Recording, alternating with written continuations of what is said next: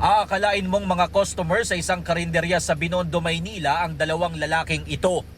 Pero na-hold up na pala nila ang isang Indian national na naniningil ng kanyang pautang sa bahagi ng Soler. Sa kuha namang ito, nahagip din ang mga sospek na tinangka namang mga hablot mula sa isang jeep sa bahagi ng Masangkay. Naudlot ang kanilang plano dahil may pulis na nagbabantay sa lugar. Agad namang namukhaan ang mga sospek matapos nilang tanggalin ang kanilang helmet para mananghalian. Kalaunan, nahuli ng pulisya ang angkas na nagpaputok pa raw ng baril sa bahagi ng Soler.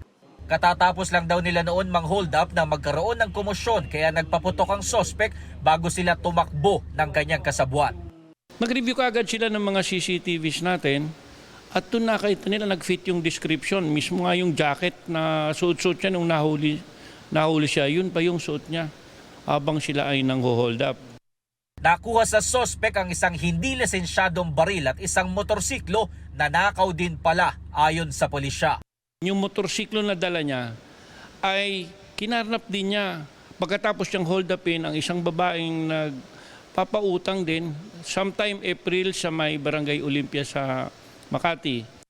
Napasugod naman sa tanggapan ng pulisya ang may-ari ng motor na tinangay ng mga sospek noon. May lumapit po dalawang lalaki. Dalawa? Oo. Yung isa po nasa likod ko. Yung isa, sinabi sa akin, labas mong pera, may baril ako, huwag kagalaw. Tapos pag binigay ko sa pera, kinuha niya pati sinisi ng motor. Bukod sa Metro Manila, sangkot din daw ang mga sospek sa mga holdapan sa iba pang karatig lalawigan. Ang karaniwan daw nilang target, mga Indian national na nagpapautang. Nag-iikot po kami. Pag may nakita kaming Bombay, titingnan namin kung maniningil na po siya. Pag naniningil na po siya, doon po, lalapitan na po nung kasama ko. Tapos sasabihan ko na, huwag kang papalag, papatayin kita. Nagsisisi naman daw siya sa kanyang nagawa. Napasama lang po ako sa yung taong nakasama ko sa loob. Siyempre po, kwento niyo sa akin, medyo maganda raw po yung ano doon, kaya napasabak po ako.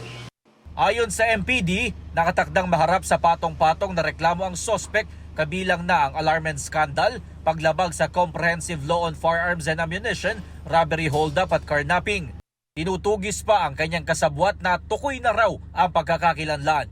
Hinihikayat ng pulisya ang iba pang nabiktima ng sospek na magtungo sa kanilang tanggapan para maghain ng karagdagang reklamo. Ito ang unang balita, Jomer Apresto para sa GMA Integrated News. Igan, mauna ka sa mga balita. Mag-subscribe sa GMA Integrated News sa YouTube.